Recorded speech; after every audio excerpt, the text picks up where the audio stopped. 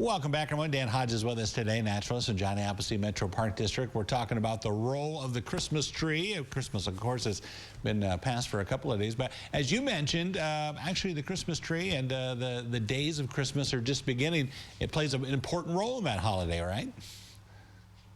Absolutely. You know, we're only halfway through the 12 days of Christmas. Start with Christmas and then until January the 5th. That's the 12 days of Christmas. We're on day 6, so we're right in the middle. Hopefully you haven't thrown your Christmas tree out yet, but I've got some things to do with our Christmas tree when we're ready to take that down. Of course, we're using these evergreen trees. Evergreen trees are just wonderful, wonderful plants. These guys have needles and scales instead of our big, broad, flat deciduous leaves, right? And that's so that they can withstand these cold winters. These things are a little bit more hardy, right? And they can keep their needles on all year round, as opposed to having to lose them in the winter season. So that gives them kind of a little bit of an advantage to be able to withstand the cold winter. Whenever it's warm enough, these trees can get back at it, right? They don't have to wait to regrow everything every year. Of course, the needles and scales perhaps don't produce as much energy as those big, broad, flat leaves, so it's kind of a trade-off. And that's why we have a little bit of both in this area. The evergreen trees, the conifer trees, are actually it means cone bearing. So these cone bearing trees are actually distantly related. They're not even closely related to the sort of deciduous trees that we know of. Those are flowering plants. These are cone bearing plants. So they're totally different, but they live a similar lifestyle, right? With that one dominant trunk that reaches a certain height and is capable diameter growth woody plant. So they're very, very different, but we kind of lump them in together with trees. And the use of evergreens has been going on for a long time, a lot of times associated with the solstice, Jeff, the return of the sun, so to speak. So we know back on January 21st, the days started getting longer and the nights started getting a little bit shorter.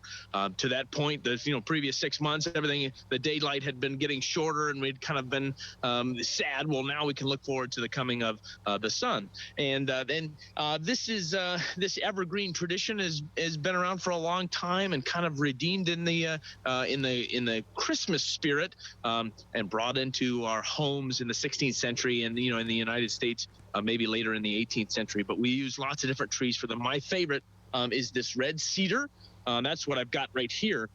Red cedar is the only evergreen native to this part of Ohio. So in Allen County, red cedar could be wild, whereas the rest, like the white pine behind me, and of course a lot of others as well, native to other parts of Ohio. There are a few, but everything else was really planted in this area. So evergreen trees, pine trees, what a great thing. And of course we bring them in our house every year.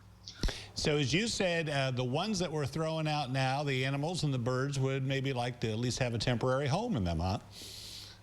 Absolutely. Absolutely. So instead of just kicking that thing to the curb, especially if you have a bird feeder, which hopefully we've talked about bird feeders before, Jeff, Beth and I both. So hopefully you've got some bird feeders. Even if you don't, these trees make excellent shelter, even when they're all dried and sort of dead after they've kind of hung out in your house for several weeks. But you can put that out beside your bird feeder. It offers excellent cover, so it gives birds a chance to kind of hunker down and shelter from the cold weather, the temperatures, the rain and snow we get, and then also predators as well. So every year I take my Christmas tree, and instead of throwing it to the curb, at least before I throw it to the curb, I suppose, stake it out in your yard. It lets it live a little bit longer, and or at least have some use for a little more time. And then once you're done with it there, and it's ready to move on into the spring, I got a brush pile, and I kind of pile up things in the back, kind of in the corner. It's bird shelter. It's other animals as well. It gives things a chance, to kind of get out of the way a little bit, hunker down and hide just a little bit. A lot of things nest in areas like that too. So your Christmas tree can live on, right? You can do some things with that before you're done to help the local environment, the backyard habitat in your own home. Very good idea. As always, thank you, Dan. We appreciate it. Hey, thanks for having me. And get outside and enjoy these pine trees. There you go. And we'll be back right after this.